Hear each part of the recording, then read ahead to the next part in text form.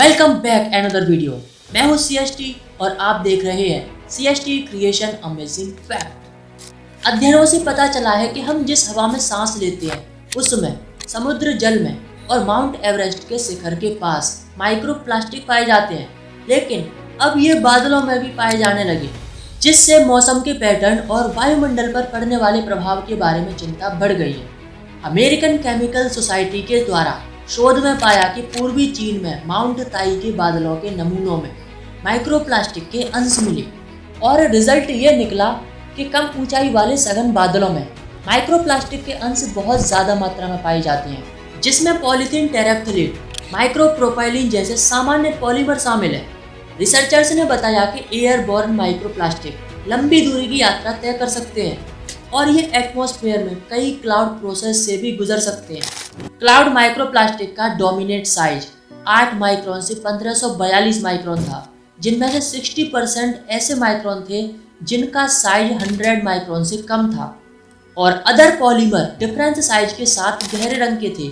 माइक्रोपॉलीथीन की सांद्रता cloud liquid water, continent source region और ट्रेजेक्ट्री हाइट को इन्फ्लुएंस करता है और उनकी shape and size long range transport और लोकलाइज्ड सोर्स को लिंक करती है।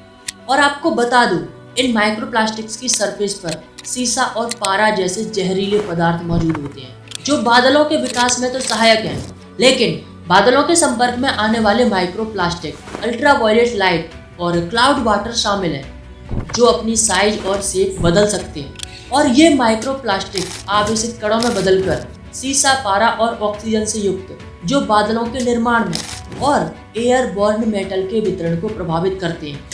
अब जरा ध्यान से सुनो। अभी जो मैंने बताया उसका सीधा सा मतलब है कि हमारा वायुमंडल खतरे में है और इसका कारण है माइक्रोप्लास्टिक, जो हमारे वायुमंडल में और मनुष्य और जीव जंतुओं पर पड़ने वाले प्रभाव को बढ़ा रहा है। जर्नल फिजिक्स ऑफ फ्लूइड्स के मुताबिक मनुष्य हर घंटे 16.2 बिट्स माइक्रोप्लास्टिक खा जाता है, जो एक सप्ताह में क्रेडिट कार्ड के बराबर है। हेल्थ और इकोसिस्टम पर माइक्रोप्लास्टिक का इफेक्ट हवा और पानी के जरिए बहुत तेजी से फैल रहा है। माइक्रोप्लास्टिक किस तरह हमारे स्वास्थ्य के लिए हानिकारक हो सकता है, हमारी पृथ्वी को किस तरह से प्रभावित कर सकता है? जैसा कि मैंने बताया, मनुष्य हर घंटे में 16.2 बिट माइक्रोप्लास्टिक खा जाता है, यानी एक सप्ताह में एक क्रेडिट कार्ड के जितना प्लास्टिक मनुष्य खा रहा है। और ये माइक्रोप्लास्टिक हमारे गले के पिछले हिस्से में और नाक की कैविटी में कलेक्ट होता रहता है। और आपको बता दूं, एटमॉस्फेयर में माइक्रोप्लास्टिक प्लास्टिक मटेरियल के छोटे छोटे टुकड़े होते हैं, जो जहरीले रसायन युक्त होते हैं और हमारे स्वास्थ्य को गंभीर रूप से प्रभावित करते हैं।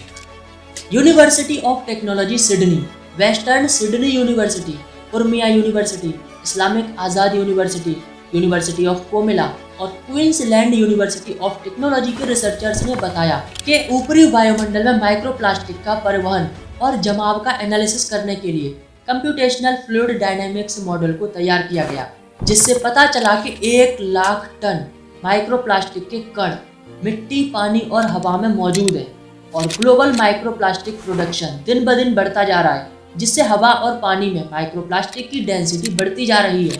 माइक्रोप्लास्टिक आकार में स्फेरिकल, टेट्राहाइड्रल और सिलेंड्रिकल, जिनका आकार 1.6 से 5.56 माइक्रोन तक होता है। एज वेल एज जब हम ब्रीदिंग करते हैं तो ये माइक्रोप्लास्टिक हमारे नाक की कैविटी और ओरोफ्रिनिक्स यानी गले के पिछले हिस्से में कलेक्ट हो जाता है। ऑब्वियसली हमारे स्वास्थ्य पर एक बुरा इफेक्ट डालता है।